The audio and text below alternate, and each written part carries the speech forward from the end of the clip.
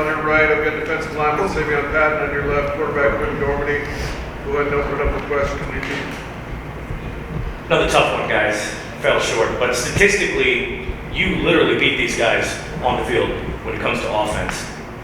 In your mind, what went wrong? 5 turnovers. I mean, that's the number one determining factor in winning and losing games. So to have 5 turnovers, that's to have it be a 2-point game. I mean, it obviously sucks and it hurts, but I mean, you ain't gonna win a game having 5 turnovers. That being said, week over week, the offense seemed a little sluggish against this really tough defense. You played a tough defense last week and ended up in a track meet. What was the comparison to this week? I mean, they had a good plan on defense for us. We're explosive offense, but just playing a soft shell and making us throw underneath and rallying to the ball. And, I mean, they're physical.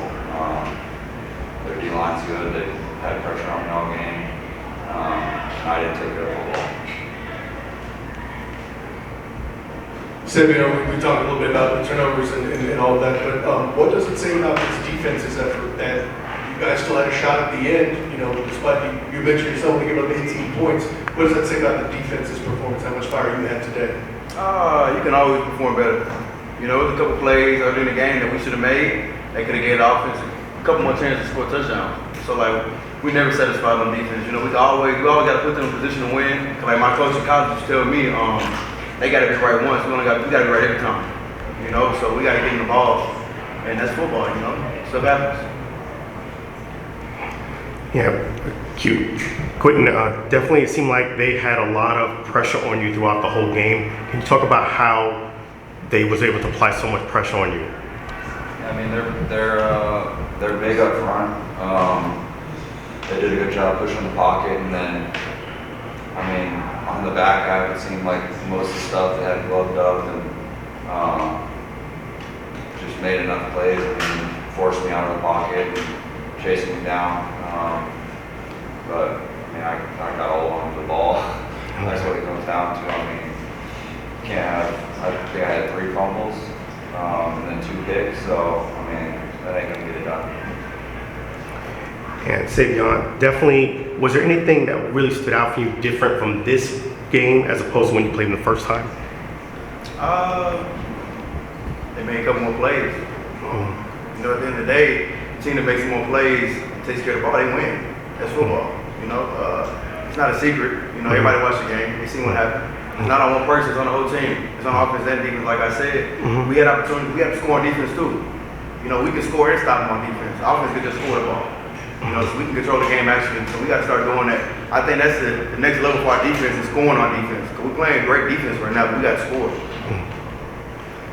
Towards the end of the game, you guys score a touchdown, go for the PAT, but you go for 1. In your mind, are you thinking, go for 3? I mean, that's initially what I was thinking.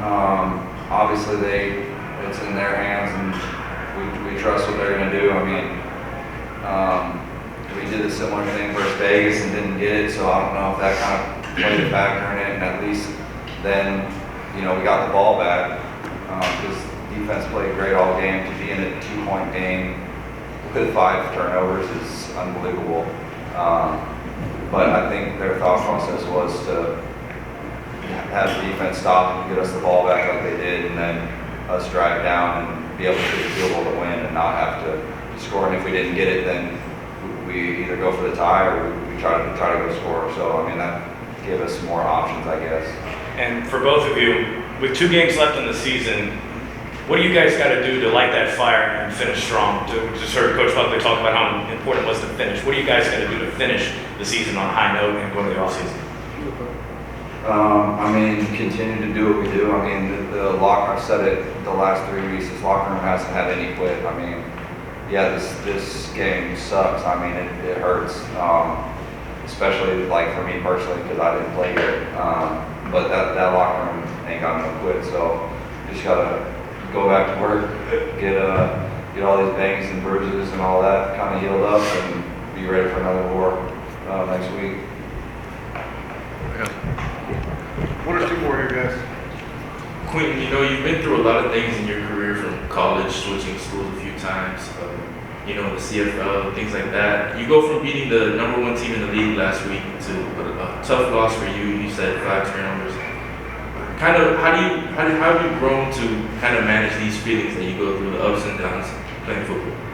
Yeah, I mean, I think I'm still in the like emotional part of this for sure.